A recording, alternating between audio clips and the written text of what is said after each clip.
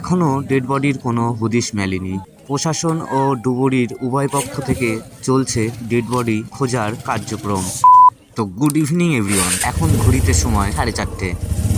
খুব তাড়াহুড়ো করে বাড়ি থেকে বেরোলাম। লোক মাধ্যমে জানতে পারলাম এখানে নাকি একটি ডেড বডি উদ্ধার কার্যক্রম চলছে। ঘটনাস্থলটি আমার বাড়ি থেকে মাত্র 2 মিনিটের রাস্তা।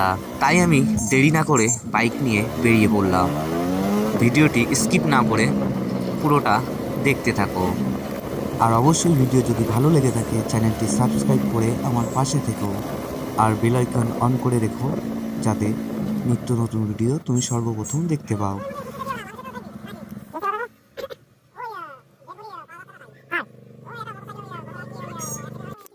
আর ঘটনাস্থলের লোকেশন হচ্ছে ঘোষপুর লালকুটি। দেখতেই পাচ্ছ এখানে অনেকগুলো বেশ পুলিশের গাড়ি দাঁড়িয়ে রয়েছে। তো আমি দেরি না করে চলে যাব সেই আমাদের যমুনা নদীর ব্রিজের ওখানে, যেখানেই এই ডেড বডি উদ্ধার কাজ চলছে। তো চলো আমরা দেরি না করে ঝটপট করে চলে যাই। ইতিমধ্যেই দেখতে পাচ্ছ যে কত লোকের সমাগম এখানে হয়েছে।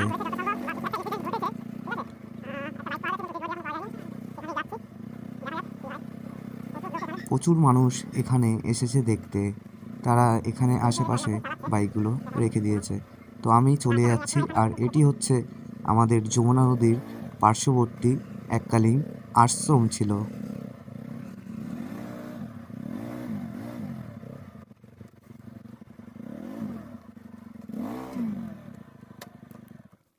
তো অবশেষে আমি চলে এসেছি আমার কারেক্ট লোকেশানে।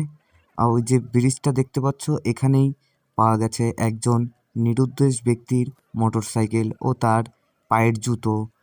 তো সেই কারণেই পুলিশ এখানে তল্লাশি চালাচ্ছে। তাদের ধারণা এখানে হয়তো তার ডেড বডিটিও পাওয়া যেতে পারে। এখনও ডেড বডির কোনো হদিশ মেলেনি। প্রশাসন ও ডুবুরির উভয় পক্ষ থেকে চলছে ডেড বডি খোঁজার কার্যক্রম। ভিডিওটি এখানেই শেষ করছি। পরবর্তী আপডেট নেক্সট ভিডিওতে তোমরা অবশ্যই দেখতে পাবে।